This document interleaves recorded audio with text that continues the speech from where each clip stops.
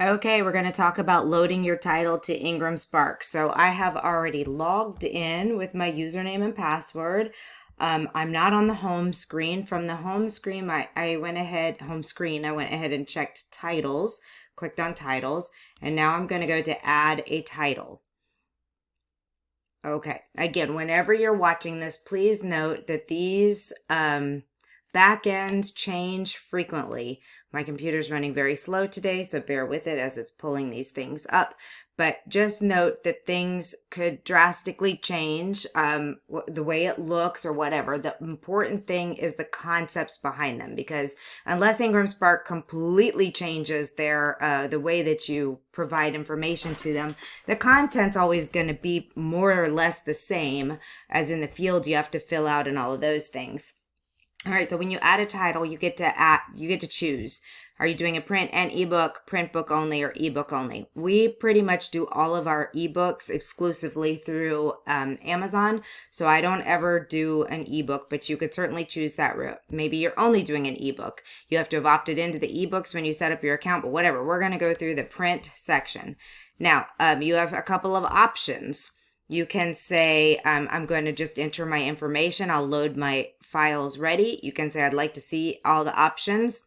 Or you can go ahead and say, yes, all my files are ready. I already have my files ready, so I'm going to go through there. If you ever have questions, you can click on their questions. You can click through all of these and go back. But I'm going to go in and say, yes, all my files are ready. So that's going to say that means you have these things already formatted. Yes, I have a cover that's been professionally formatted. Yes, I have my print interior. Now, these are your two options here. You can change them later. You can always choose to take the book off of global distribution. But if you want your book available out into the world, then you're going to choose this option. If you just want to be able to order copies, so maybe you are adding an ARC version, for example, and you do not want the ARC version available for everybody to see, then you're going to choose only print book. We want to make this one for sale everywhere, so we're going to put it in here. Now, this is where it's important that you have your metadata easily available, so that you can just go and copy and paste and grab the information. So I'm going to fill in some of these things so you don't have to sit here and watch me doing all of this stuff. But before I do that, I'm going to go ahead and say, do not get a free ISBN. If you don't have your ISBN, choose this option and go with this route. If you choose this option, then IngramSpark becomes the publisher of your book, not you. You obviously own your copyright necessary to, if you're publishing your own book. If you're doing an anthology or something that you're not sure about, then, read through all of this. But this is basically just saying, all the things that you need to be careful about. And if you have one or above the many above, that you're going to click that. But, you better not be publishing a book that you don't have somebody's permission to get. So we're going to go ahead and click no. It could be a public domain work, which means it's been, you can read up on public domain, but basically means anybody can, there's no copyright on it anymore because it's been published for so long. And then answer this if you want to let them know, if it has been used, if AI has been used. Now, this does not mean, did you look up AI to research something? Did you put your description in AI to have it improved, like using the one from Publisher Rocket? Did you run a paragraph through ChatGPT and say, hey, how could I say this better? Or what are some different options? That's not what it means. This means, is the bulk of your content written by AI? Either cover or interior. So if you used AI for a little bit of research, a little bit of improvement, I would say no is the answer to this. If you have other information, a subtitle, a series names, any of those types of things, you're going to want to make sure you put those in there. Okay, let me go ahead and enter in the top up here quickly. All right, so enter in the English, enter in the title, enter in your ISBN. If you don't have that ISBN yet, you're going to want to go and purchase one.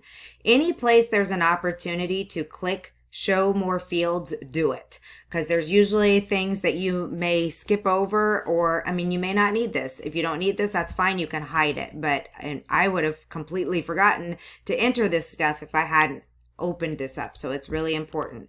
So here we're going to put author Lexi Haddock, enter in that information, show more fields. Is there something that you want to put in here? You can put in those types of things if you want to.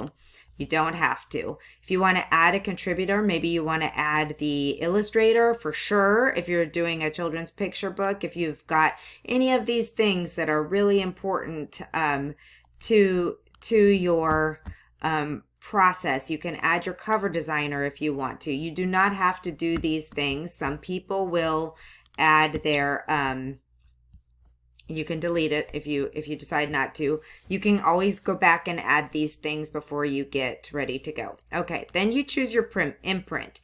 Now the imprint is something that you have to load. If you click on add imprint, this is an imprint. If you have created one in Bowker where you buy your book, you'll create an imprint, and the imprint is the name of the publishing company that you've given yourself. And you know, there's a lot to go to that, so I can't get into all of that right now. Google creating a book imprint if you want more information on that, or we can try and get you some things. Okay, now if you're not sure what your BISAC code is going to be, you can search.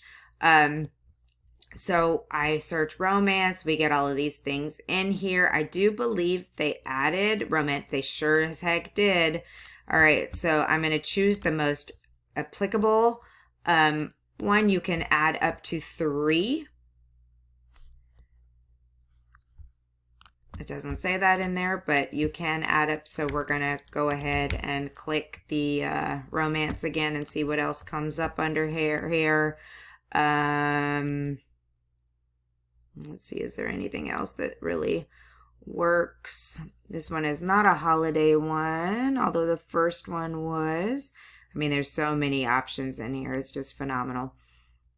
You can do general. Of course, that is, you know, you don't want to go too far general. They don't have the one that I normally do, which is young adults.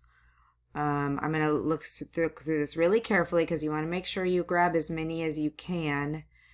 Romance. I wish they had just regular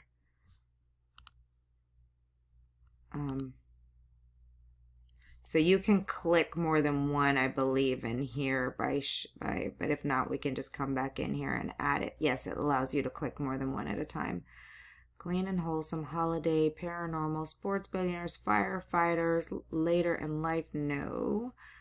Workplace, so many fun ones. I think I saw contemporary. That's probably going to be my best next option. Okay, so I've got my subjects in here now.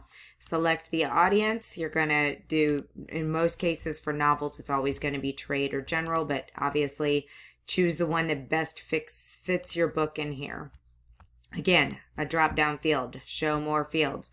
Are there, if you have a nonfiction book, you definitely want to put your table of contents in here, or a cookbook or something like that. This is for the benefit of retailers. They want to see what's in your book, so take advantage of this. For a fiction book where it's just chapter 1, chapter 2, don't add your table of contents. That would be silly. You may have regional subjects or other things. You can do more research onto what those mean if you want to use them. Now here's where you're going to drop your description and your keywords. So you're going to want to make sure that you have those things easily available. I like to create a metadata sheet that has all my information. Another way that you can cheat on this is if you already have your book loaded on Amazon. You can go over and look at it, but I know the ebook is over here. So we can do this.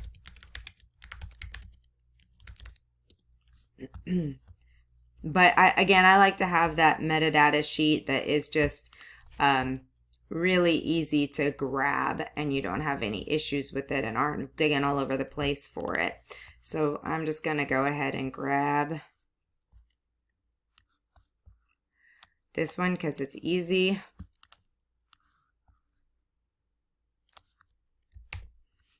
And if you have your keywords ready to go in a document, oh goodness, it did not copy it.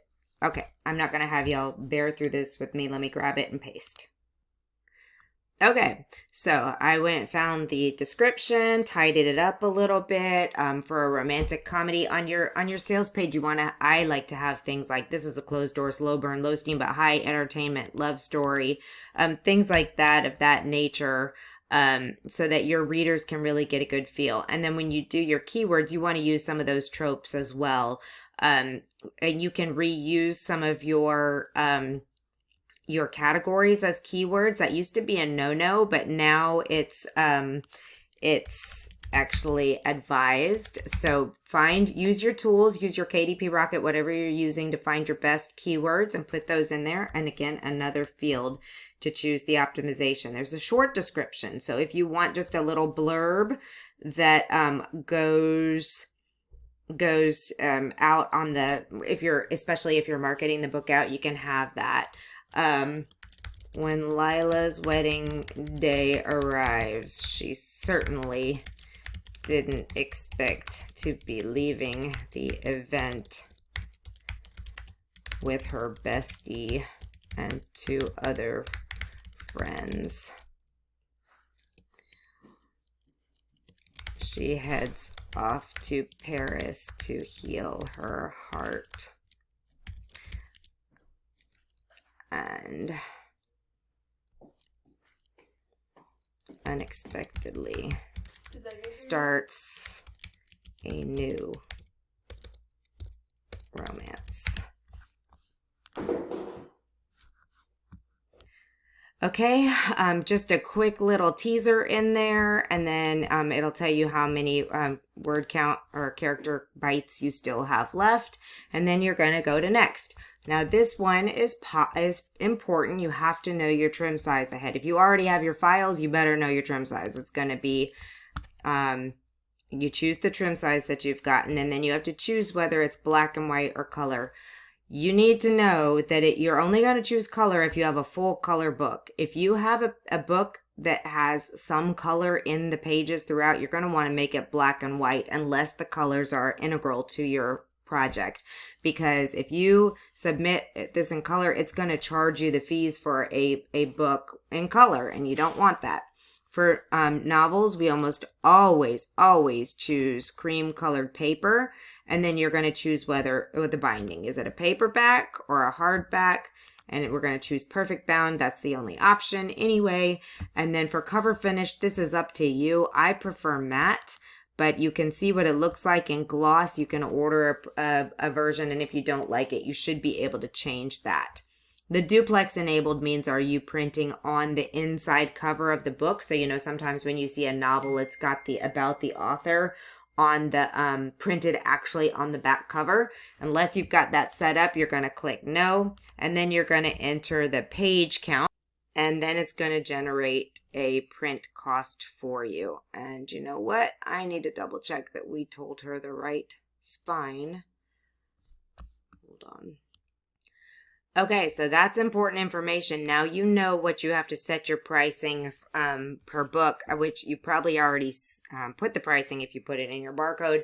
If you didn't, you can actually use one of their calculators to determine this prior to launch so that you know that information.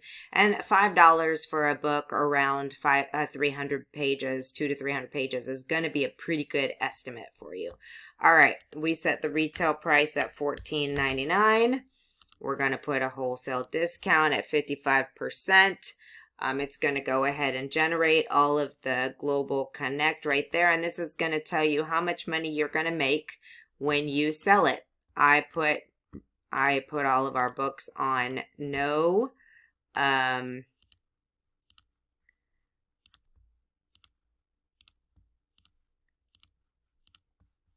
Okay. Actually, yeah. Okay, so that's how much compensation you get for book.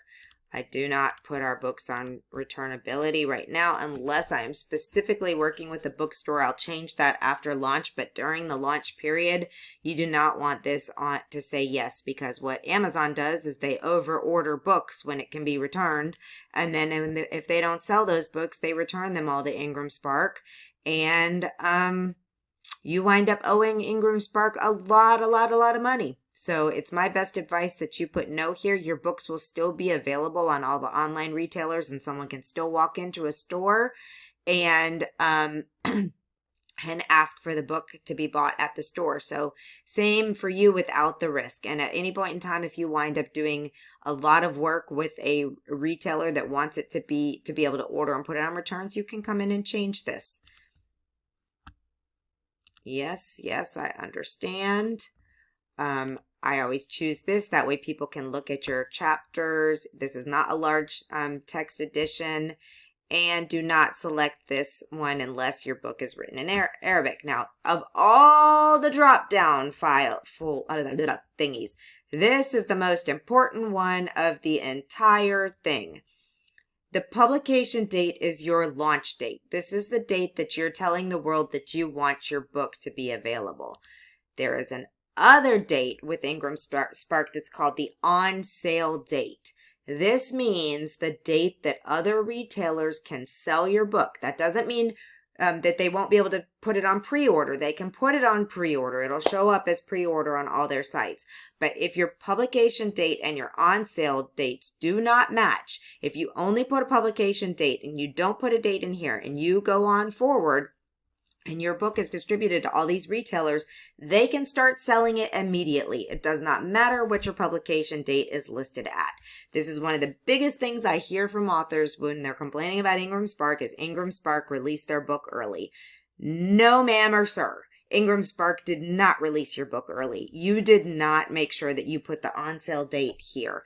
That means that they cannot sell your book like it is ready to go, buy now, put in my cart and sell it, and they will receive it on that date. So if you're putting your book on pre-order months ahead of advance and you don't change this, your book will be available for people to buy on that date. So do not skip this form and make sure that your on sale date matches your publication date. Okay, that's so important. So important. These two dates need to be the same. Now, you can still order copies of your book through IngramSpark prior to that if you want to be able to have them available without the print proof thingy for events, etc., etc. But just know that that is the case. Those two dates need to match. Okay, so now this is the easy part. You're just going to literally grab your interior file.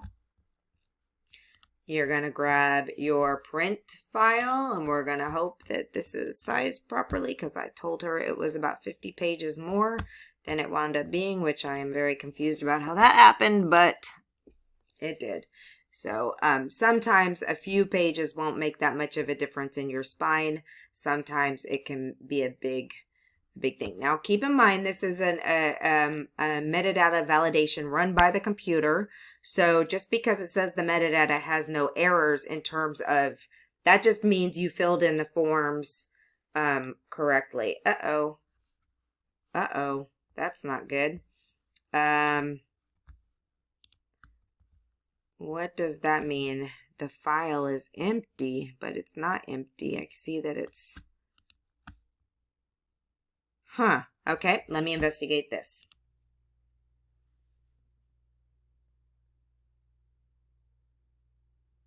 All right, so I deleted the file and reloaded another one.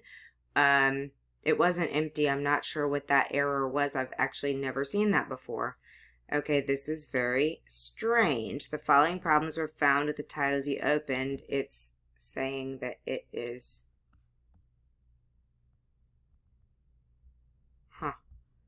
All right, let me go back and make sure that I didn't upload. I mean, it definitely is the right file here. So, or maybe it's because I messed it up when I started clicking the cover too soon. Let's go ahead and put... That should be the file. Let it open, update it. In the case that something like this happens, there are a couple of options. There's a support button right down here on the bottom right hand corner. You can see the top of it down in here. Or you can just save and come back. Sometimes it's a problem on their system. So I'm going to keep going through the through the tutorial, and I'll just have to come back and fix that. In most cases, this is the first time I've loaded so many books to IngramSpark, and this has never happened to me. Okay, there we go. Sometimes you just got to reload them and start over. No problems that time.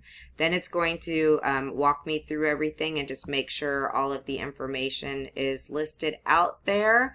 And it's doing something. It's doing something. So we're going to wait for it to go through. And hopefully this isn't going to take too long. I'm going to go ahead and pause this just in case. Sometimes as they're validating, etc., it can take a moment.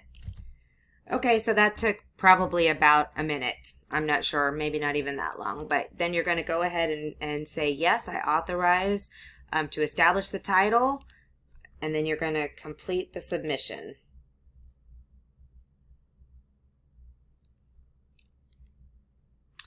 And wait for that to go through. Hopefully this won't take very long. Sometimes these things take a little while. Just let them process and do their thing. Okay, this is wonderful. It's going, okay, it says, yay, you did it. They're going to play a video so you know what's happening.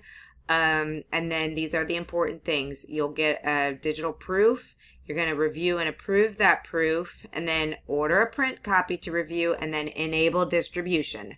So at this point in time, there's nothing further that you can do until you get the email that says, we've proofed it, we're ready for your approval. Then you'll get a PDF file to download, look at it, make sure it looks the way it's supposed to, and there's no problems. And then you can hit distribute, and you will be well on your way. And this is really great. This is all new stuff. IngramSpark updated their back end about a year ago, maybe not quite that long ago. And this is all great new information. I highly encourage you to take the time to watch the videos, to read all of these things so that you understand what's coming up and what you need to do. I mean, this is so phenomenal that they've introduced this educational aspect to it. And then you need to become educated on it as well so that you're not confused, especially the how do you place orders and all of those things. So this is just phenomenal. And hopefully you are feeling very comfortable about going through there, especially on some of the things like the publication and on sale date. I think that's one of the biggest things that people get confused on, and then whether or not to make your book returnable. So hope this helps, and we will see you in our next tutorial.